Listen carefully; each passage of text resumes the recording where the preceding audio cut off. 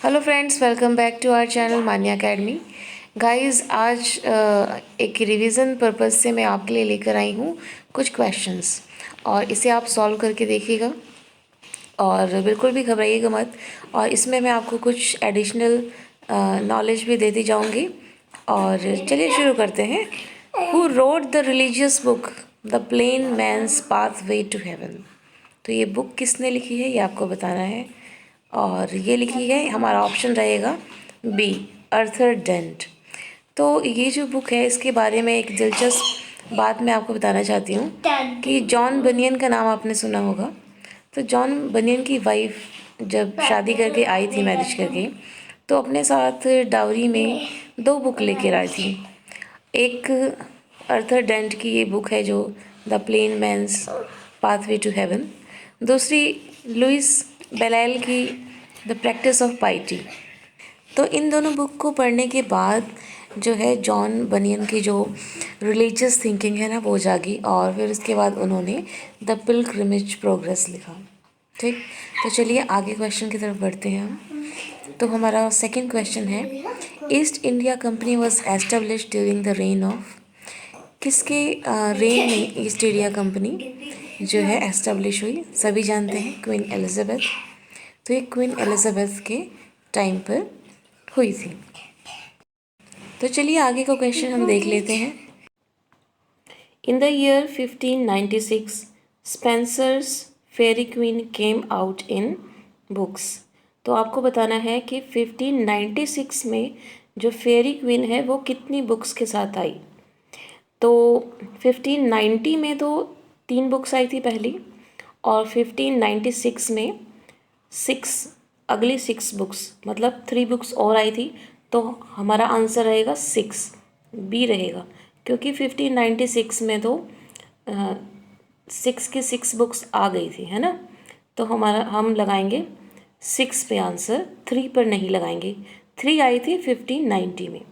तो चलिए अगले क्वेश्चन की तरफ चलते हैं। The White Tiger by Aravind Adiga won the Booker prize in? तो ये तो सभी को पता है, 2008 में। तो ये जो अरविंद अडिगा हैं, ये इंडियन राइटर हैं। और इस बुक के ऊपर, इस कहानी पर हमारी एक फ़िल्म भी बनी है, जिसमें राजकुमार राव हैं और वो टैक्सी ड्राइवर का रोल प्ले करते हैं। उससे पहले वो सिंपल, इसमें बलराम हलवाई की कहानी है, जो कि बाद में जो है टैक्सी ड्राइवर बनता है, और फिर उसके बाद जो है वो एंटरप्रेन्योर बन जाता है। और ये एक एपिस्टलरी नोवेल है, हमें लेटर्स के थ्रू पता चलता है सारी कहानी का। ठीक, आगे का क्वेश्चन है, तो आपको अरेंज करना है डिस्टोपियन नॉवेल्स को इन। और डिस्टोपियन नॉवेल क्या होता है? यूटोपिया आपने पढ़ा होगा, और उसी का उल्टा होता है डिस्टोपियन। तो यूटोपिया क्या होता है? जिसमें सब कुछ अच्छा अच्छा होता है, और डिस्टोपियन जो है जिसमें सब कुछ उसका अपोजिट होगा। तो ये कुछ डिस्टोपियन नॉवल हैं। अ क्लॉकवर्क ऑरेंज 1984, फ़ारेनहाइट 451। तो ये जो वर्क है अ क्लॉकवर्क ऑरेंज, इसमें क्या होता है, एक सनकी सा आदमी होता है, और वो मर्डर और रेप के केस में जो है अरेस्ट कर लिया जाता है। तो आपको पता ही है कि जो ये पुलिस वाले होते हैं, यहाँ पर एक्सपेरिमेंट होते रहते हैं। तो ये विलिंगली अपने आप को जो है कहता है कि मेरे ऊपर एक्सपेरिमेंट कर लो, तो जो उसकी सज़ा है वो कम हो जाएगी। पर जो एक्सपेरिमेंट होता है वो गलत जो उसका रिएक्शन हो जाता है। और अगर आप इस पर मूवी भी बनी है, वो मूवी देखेंगे ना तो आपकी रूह कांप उठेगी। मैंने जब देखा तो मतलब ये बिल्कुल वैसा है जैसे आफताब और श्रद्धा का केस था ना, कुछ उस तरह से। और 1984 तो सबको पता है, जॉर्ज ऑरवेल ने लिखी है। और ये क्लॉकवर्क ऑरेंज जो है वो एंथनी बर्बेज ने लिखा है। और 1984 जो है जॉर्ज ऑरवेल ने लिखी है।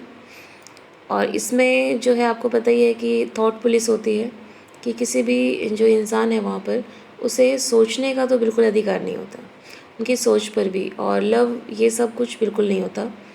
और आगे है फ़ारेनहाइट 451। इसमें ये जो फ़ारेनहाइट 451 है, तो ये डिग्री फ़ारेनहाइट आप डिग्री जो होती है टेम्परेचर है, इसको शो करता है। तो इस टेम्परेचर पर जो बुक्स है ना वो जलना शुरू हो जाती हैं। ठीक, तो इस डिस्टोपियन नोवेल में क्या बताना चाहा है कि बुक्स को ये लिखा है रे ब्रैडबेरी ने, और गाई मोंटेन जो होता है इसमें मेन लीडिंग कैरेक्टर होता है। उसका काम होता है कि बुक्स को जलाना। कहीं भी आपको बुक्स दिख जाए उसको आपने जलाना है, ख़त्म करना है। तो इससे क्या होगा कि लोग बुक नहीं पढ़ेंगे, तो उसके बाद उनमें किसी भी प्रकार की कोई फीलिंग नहीं आएगी। तो वो उस तरह का डिस्टोपियन नोवेल उन्होंने क्रिएट करना है। देन हमारा आता है ब्रेव न्यू वर्ल्ड।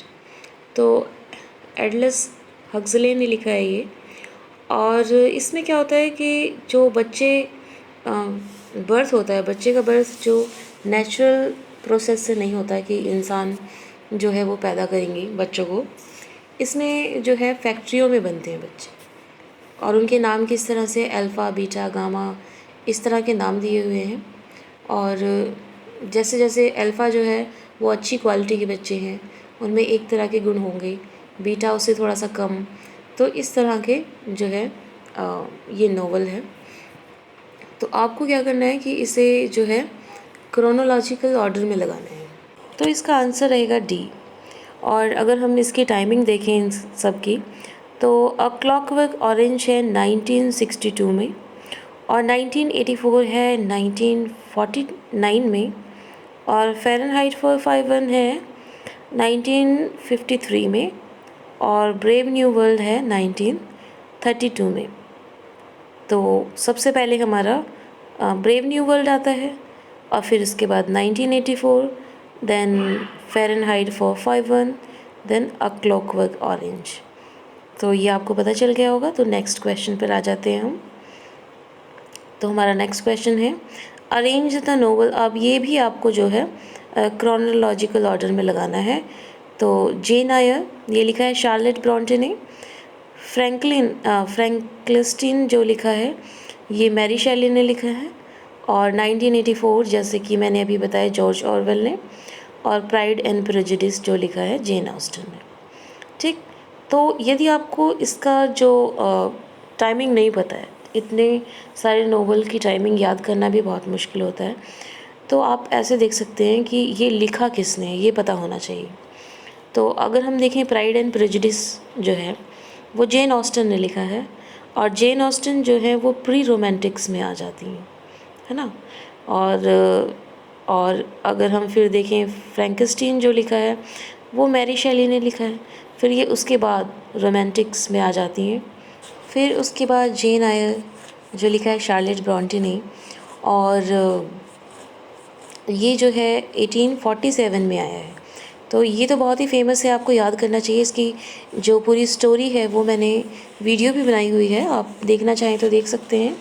तो ये आया है 1847 में, और अभी मैंने आपको बताया कि 1984 आया है 1949 में। तो ये दोनों विक्टोरियन नोवेल हैं। सॉरी, ये 1984 हाँ जॉर्ज ऑरवेल का है ना, तो ये मॉडर्न नोवेल हो गया डिस्टोपियन, और ये विक्टोरियन का है जेन आयर। ठीक, तो आपका जो आंसर रहेगा वो है ए। तो चलिए अगली क्वेश्चन की तरफ बढ़ते हैं, और हमारा अगला क्वेश्चन है इन the year 1978 Edward said publish his work orientalism. अब ये जो ओरिएंटलिज्म क्या है, एडवर्ड सेड ने इसके बारे में क्या कहा है, ये सब मैंने इसका वीडियो बनाया हुआ है, आप वहाँ पर जाकर दे सकते हैं। और विच ऑथर रिसीव द साहित्य academy award in the same year, आपको ये बताना है कि इन सब में से किसने जो है 1978 में जब इसका ओरिएंटलिज्म आया था एडवर्ड सेड का, तब इन राइटर्स में से किसे साहित्य अकेडमी अवार्ड मिला, ये आपको बताना है। तो इसका आंसर हमारा हो जाएगा बी, अनीता देसाई। और अनीता देसाई को मिला है साहित्य अकेडमी अवार्ड 1978 में for fire on the mountain के लिए। ठीक, अगले क्वेश्चन पे चलते हैं। तो यहाँ पर आपको फिर से जो है अरेंजमेंट करनी है, क्रोनोलॉजिकली अरेंज करना है ना। तो डॉक्टर फॉस्टर्स जो है वो किसने लिखा है, ये लिखा है हमारे क्रिस्टोफर मार्लो ने। और सैमसन एगोनिस्टिस किसने लिखा है? मिल्टन ने। और द वाइट टेबल वेबस्टर ने। और द अल्केमिस्ट लिखा है बेन जॉनसन ने। तो आपको अरेंज करना है और इसका जो आंसर हमारा रहेगा वो बी रहेगा। क्यों? क्योंकि जो डॉक्टर फॉस्टस है वो सबसे पहले आया है और 1604 में। और फिर उसके बाद हमारा द अल्केमिस्ट जो कि बेन जॉनसन ने लिखा है 1610 में। और उसके बेन जॉनसन के बाद जो है ये वेबस्टर आ गया है। वेबस्टर ने क्या लिखा है? द वाइट डेविल, है ना, 1612 में। और फिर जो हमारा सबसे लास्ट है वो मिल्टन, सबसे बाद में मिल्टन ने लिखा है सैमसन एगोनिस्ट। अब ये अगर आपको टाइमिंग ना याद रहे तो आपको ये ज़रूर याद रखना है कि कौन सा पोइट, कौन सा राइटर कौन से एज में हुआ और किसका ये वर्क है। ठीक, तो इस तरह से आप बहुत ही आसानी से क्रोनोलॉजिकल वाले जो क्वेश्चन हैं वो आप कर सकते हैं। और इससे क्या है, आपकी जो दिमागी कसरत हो जाती है। तो यदि आपको अच्छा लगा है वीडियो तो चैनल को सब्सक्राइब करना ना भूलिएगा।